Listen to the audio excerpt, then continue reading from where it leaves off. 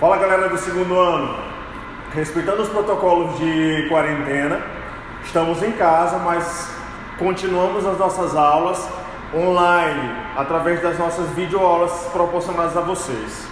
No nosso livro didático, na página 27, ele exige que nós revisemos 2 conteúdos, aliás 4, só que nós já foram revisados 2 e vamos revisar mais 2 em nossas videoaulas, que são o Simple Past e o Past Continuous.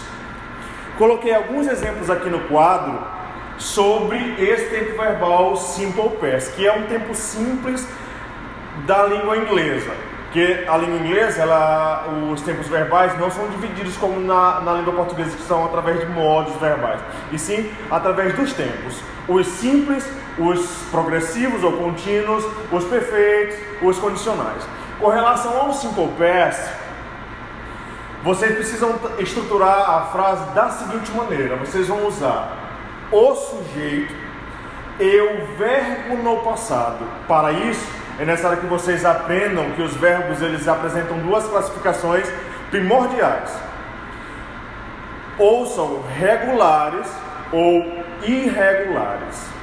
Os regulares vão seguir a uma regra geral, que é você inserir o ED à sua terminação. Então, por exemplo, nós temos aqui o verbo to clean. Clean porque está no infinitivo, mas quando você vai aplicar na oração no Simple Past, é necessário que você o conjugue no passado acrescentando a sua terminação ED. Essa é a regra geral dos verbos regulares.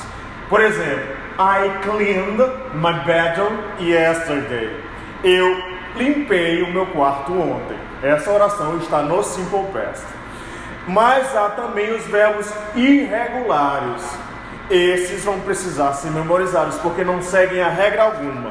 Mas no nosso livro didático, nós temos na página 172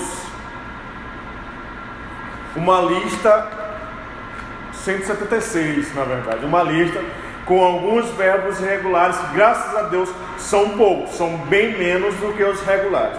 Eles precisam ser memorizados e nas orações no Simple Past, vocês vão usar a coluna do meio, que é a coluna em que esses verbos irregulares estão conjugados. Não vão seguir a regra nenhuma, então vocês vão precisar memorizar mesmo esses verbos. Mas eu devo memorizar? Deve memorizar. E depois que você começa a aprender como é que se conjugar, a gente pode fazer várias combinações com outros tempos verbais, não só no Simple Past, mas combinações em vários outros tempos verbais, como o Present Perfect, que vamos aprender, dentre outros.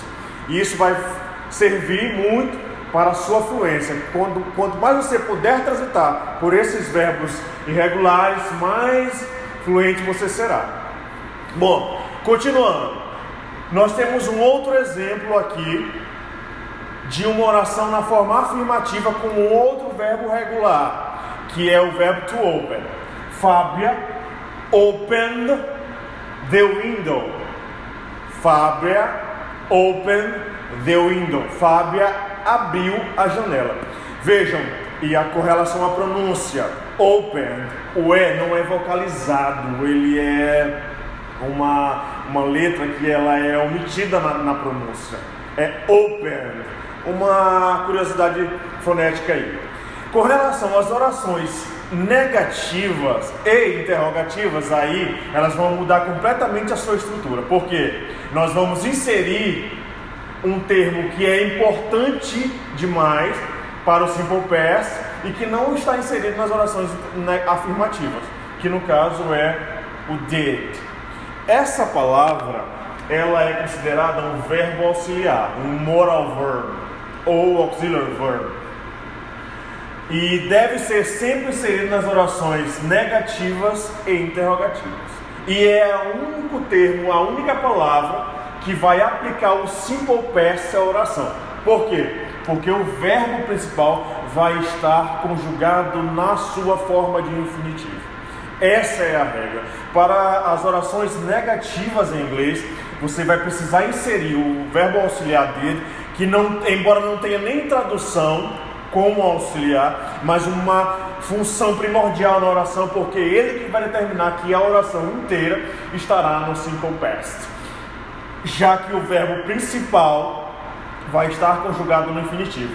Só que na sua tradução para a língua portuguesa, vocês vão precisar pegar esse verbo principal aqui e aplicá-lo no passado, e conjugá-lo no passado. No caso de to sell, que quer dizer vender, você vai traduzir da seguinte maneira: vendi. Vendeu, na verdade, porque a oração está na terceira pessoa do singular. He did not sell his house. Ele não vendeu a casa dele. His, pronome possessivo equivalente à terceira pessoa do singular. No caso, ele, dele, his. He did not sell his house. E você pode ainda contrair verbo auxiliar e advérbio de negação. Not, que é o mais usado, embora hajam vários outros. Por exemplo, I didn't put my sunglasses. Eu não coloquei os meus óculos de sol, os meus óculos escuros. I didn't. Então aqui eu optei por contrair, que para um native speaker, ele prefere usar a forma contraída bem mais do que a forma normal, que é separado, o verbo auxiliar e o not. Então vai ficar assim: I didn't put my sunglasses. Eu não coloquei os meus óculos de sol. Para as orações afirmativas, interrogativas, no caso, nós vamos inverter os termos. Nós vamos colocar o verbo auxiliar para iniciar a oração, desde que você não queira usar uma question word, daquela que estudamos, desde que você não queira usar um pronome interrogativo. Então ele inicia a oração, esse verbo auxiliar, virá o sujeito, logo em seguida o verbo principal no infinitivo. Não vá conjugar o verbo no passado, porque a regra é você inserir o verbo auxiliar, e quando ele está inserido, o verbo principal, ele permanece em sua forma de infinitivo. Então ficará: Did you finish your research? Você terminou a sua pesquisa. Um exemplo aqui de uma oração interrogativa, que muda completamente a sua estrutura em vista da forma afirmativa e negativa, porque dessa vez o que inicia a oração é o verbo auxiliar, e logo em seguida virá o sujeito. Certo?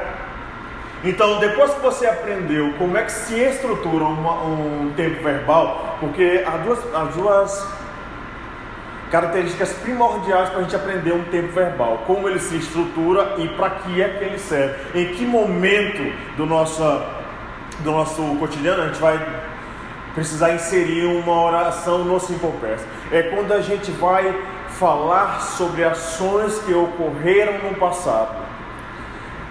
E nas orações do simple past, enfatiza-se o tempo em que essa ação ocorreu. Eu posso aplicar ou não na oração, como eu fiz aqui, através desse advérbio de tempo.